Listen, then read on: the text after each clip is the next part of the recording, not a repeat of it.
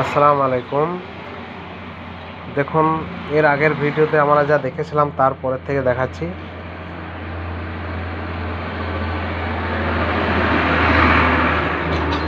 প্রসেসরের এই ফ্যানটা এখানে ছিল লক সিস্টেম, সেই লকটা আমরা ঘুরিয়ে খুলেছি। এই যে লক দেখতে পাচ্ছেন, এটাকে ঘোরাতে হয়। লকটা ঘোরালে বাঁ দিক ডান দিক যেদিকে হোক একদিকে খুলবে। এখানে জ্যাক থাকে,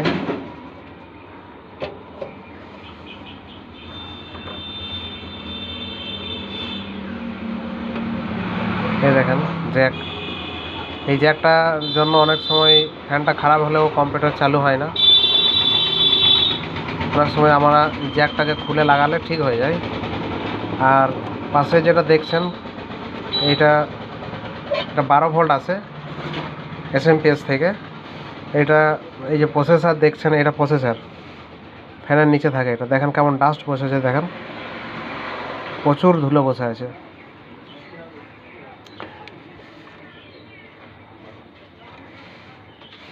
এই যে এখানে জ্যাকটায় খুলে লাগানো যাবে। আমার এখন এই ধুলোগুলো একটু পরিষ্কার করে দেবো। প্রসেসরটা খোলাও যায়। দেখেন এই যে লকটা দেখছেন, এই লকটা নিচের দিক থেকে এইভাবে নিচের দিক থেকে দাববো।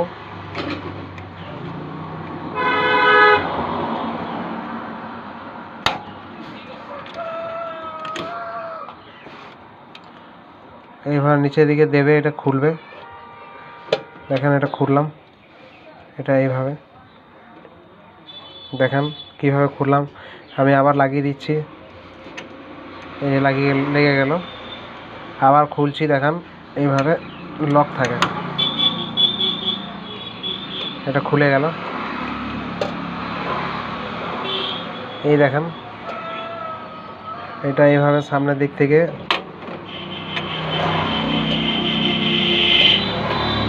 এটাকে খোলা যাবে।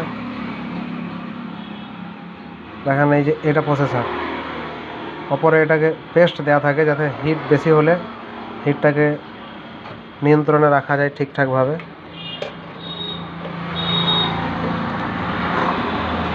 দেখেন প্রসেসরটা এইভাবে খুলবো, সমান করে তুলতে হবে। নিচে অনেক পিন থাকে, পিনগুলো যাতে ভেঙে না যায় সেই দিকে লক্ষ্য রাখতে হবে। দেখেন প্রসেসরের নিচে দেখেন ছোট ছোট পিন আছে অনেক।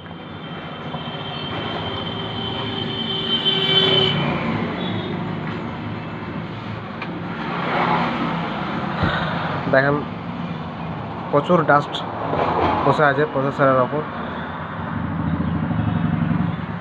প্রসেসরটাকে আমরা এখানে রাখছি।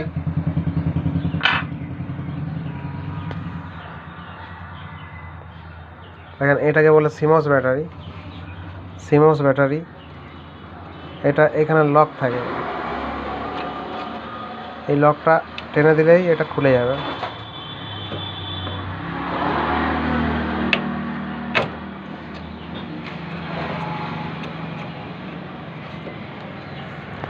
দেখাচ্ছি আপনাদেরকে।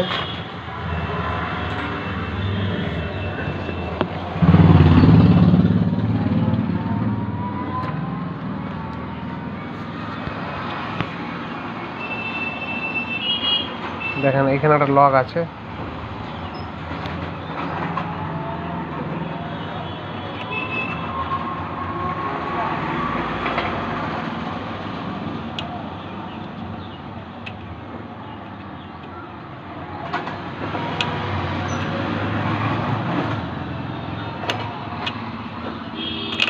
দেখেন এটা কিন্তু খুলে গেল। এটা কীভাবে ছিল অপর নিচ দেখে আমাদেরকে লাগাতে হবে। এটা নিচের দিকে ছিল, এটা অপর দিকে ছিল। এদিকে বলে সিমস ব্যাটারি। এটা অনেক সময় খারাপ হয়। এটা খারাপ হলে আপনার কম্পিউটারের ডেট টাইমের প্রবলেম হয়। কারো যদি ডেট টাইম পিছিয়ে যায়, হয়তো একবার ঠিক করলেন, তারপরে আর ঠিক হচ্ছে না, আবার আগের মতন হয়ে যাচ্ছে, পিছিয়ে চলে যাচ্ছে ডেট টাইমটা। তারপর এই সিমস ব্যাটারিটা চেঞ্জ করে দিলে ঠিক হয়ে যাবে ডেট টাইমের প্রবলেমটা। খেয়াল রাখবেন। সিমস ব্যাটারি এখানে রাখলাম। দেখেন এটা হচ্ছে মাদারবোর্ড। র্যামটা এখানে ছিল, খুলেছি। এখানে প্রসেসর ছিল, খুলেছি। সিমস ব্যাটারিটাও খুলেছি। এটা হচ্ছে ভিজিএ কেবলের পোর্ট আর এগুলো ইউএসবি। দেখেন এটা সামনের দিক থেকে এক্সটার্নাল ইউএসবির জ্যাক। এইটা এদিক থেকে পাতা হয়ে সামনে ইউএসবি আছে, ইউএসবির সাথে যুক্ত আছে। দেখেন এই যে দুটো ইউএসবি আছে, আর এই যে অডিও জ্যাক আছে, রেকর্ডিং মাইক, এই দুটো আছে, দেখতেই পাচ্ছেন। কখনো যদি খারাপ হয় ইউএসবি আপনার সামনেরগুলো, এটা চেঞ্জ করে দিলেই হবে, বাজার থেকে নিয়ে গিয়ে নতুন এরকম একটা নিয়ে আসলেই হবে। এবার মাদারবোর্ডটাকে ভালো করে ওয়াশ করে নেন। ওয়াশ করার পরে আবার যেমন ছিল তেমনি ফিটিং করে দেন। দেখেন মাদারবোর্ডটা আমি মোটামুটিভাবে ওয়াশ করে নিয়েছি, প্রসেসরটাও খুব সুন্দরভাবে ওয়াশ করেছি। আমাদেরকে খেয়াল রাখতে হবে প্রসেসরের মাঝখানে যে ক্যাপাসিটারগুলো আছে ছোট ছোট, সেগুলো যেন উঠে না যায় ওয়াশ করার সময়। আর যে ছোটো ছোটো পয়েন্টগুলো আছে গোল টাইপের ছোটো যেগুলো পয়েন্ট, তার মধ্যে আমাদের খেয়াল রাখতে হবে যে মরচে ধরে যায় অনেক সময়, ছোটো ছোটো পয়েন্টগুলোর মধ্যে মাঝে মাঝে মরচে ধরে যায়, সেগুলো একটু ওয়াশ করে দিতে হবে নরম সুতির কাপড় দিয়ে। তার মধ্যে স্প্রিট কিংবা হালকা থিনার দিয়ে ঘষে দিতে পারো, তাহলে ময়েশ্চার যদি জমে থাকে সেটা উঠে যাবে। তাছাড়া দুটো পিন যদি শর্ট হয়ে যায় তাহলে অনেক সময় কম্পিউটার চালু হয় না, সেই ক্ষেত্রে প্রসেসর খারাপও হতে পারে, হিট হতে পারে প্রচণ্ড পরিমাণে। দেখেন আমি প্রসেসরটা লাগাচ্ছি, প্রসেসর লাগানোর সময় দেখেন এইখানে কাটা আছে, নিচে কিন্তু কাটা নয়। দেখেন এইদিকে কাটা আছে একটা, দেখেন অপর দিকে কাটা আছে। এই খাঁজটা মিলিয়ে দেখতে হবে। আমি প্রসেসরের জ্যাকটাতে যখন ঢোকাবো,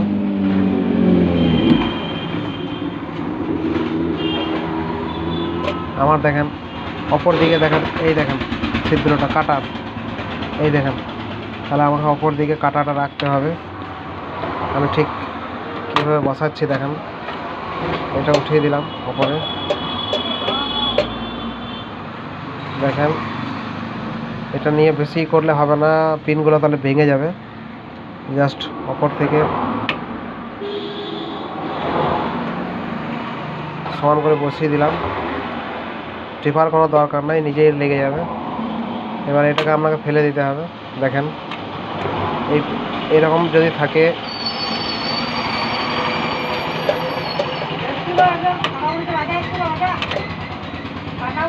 নিচে এই যে স্ক্রুটা আছে নাটের মতন, এই স্ক্রুটার নিচে এটা লক হবে, নিচের দিকে এটা ঢুকবে, এইভাবে নিচের দিকে ঢুকবে। আপনি দেখে নেবেন ভালো করে লড়িয়ে, তারপরে এইভাবে এটা সাইড থেকে টানতে হবে, সাইড দিকে টেনে এটাকে ঢোকাতে হবে, লক করতে হবে।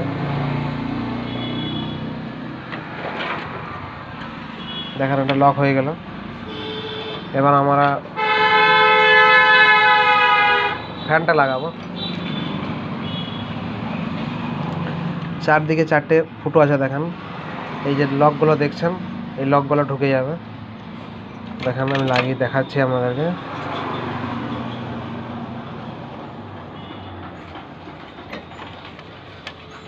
এই দেখেন ফুটো আছে, এই যে একটা ফুটো, এই দেখেন একটা ফুটো আছে। দেখেন আমি কিভাবে লক করছি ফ্যানটাকে।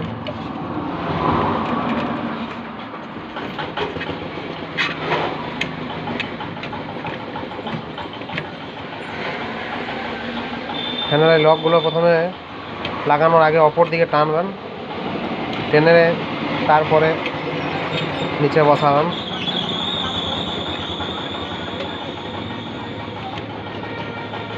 দেখেন আমি বসিয়ে দিয়েছি।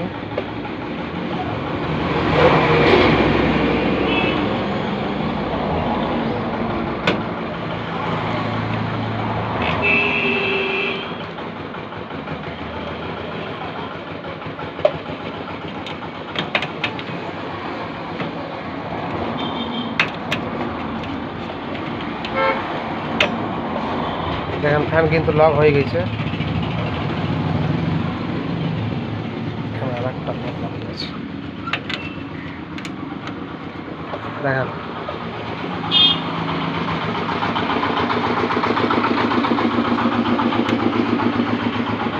ফ্যান এবার কিন্তু লক হয়ে গেছে। ফ্যানটা লাগানোর পরে আমরা সিমস ব্যাটারিটা লাগিয়ে দেবো। সিমস ব্যাটারিটা লাগানোর সময় যে দিক থেকে লক ছিল সেই দিকটা আগে ঢোকাবেন। দেখেন কীভাবে ঢোকাচ্ছি,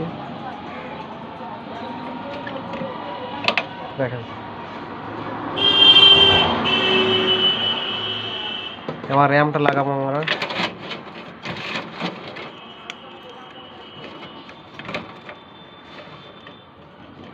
র্যামটা লাগানোর সময় আমাদের লকগুলো খুলে দিতে হবে, এইগুলো এইদিকে সাইড করে দিতে হবে।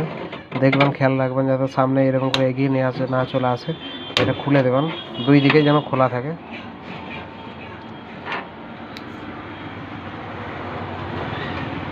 খুলে দিয়েছি। এবার র্যামটাকে লাগাবো।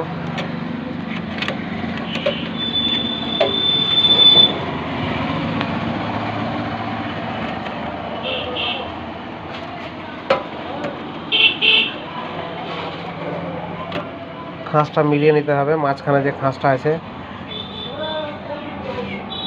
এই যে এই খাঁজটা আছে, এই খাঁজটা মাঝখানে খাঁজটা র্যামের সাথে যেন মিলে যায়। তারপরে এটা অপর থেকে র্যামটাকে দুই দিকে হাত দিয়ে প্রেস করব জোরে, এইদিকে একবার এইদিকে একবার। দেখুন অটোমেটিক লকটা লেগে যাবে দুই সাইডেই। তারপরে একবার টিপে দেবো লকটা একবার সাইড থেকে, যাতে ভালো করে লাগলো নাকি দেখে নেব। র্যামটা লেগে গেছে।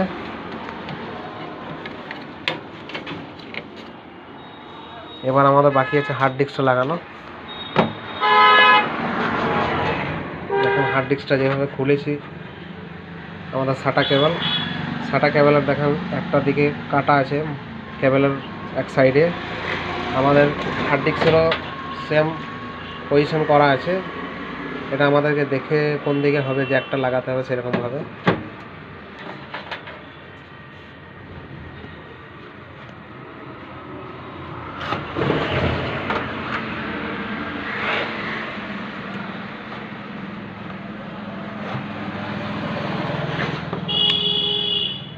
দেখেন হার্ড ডিস্ক লাগানো হয়ে গেছে, ফ্যান লাগানো হয়ে গেছে।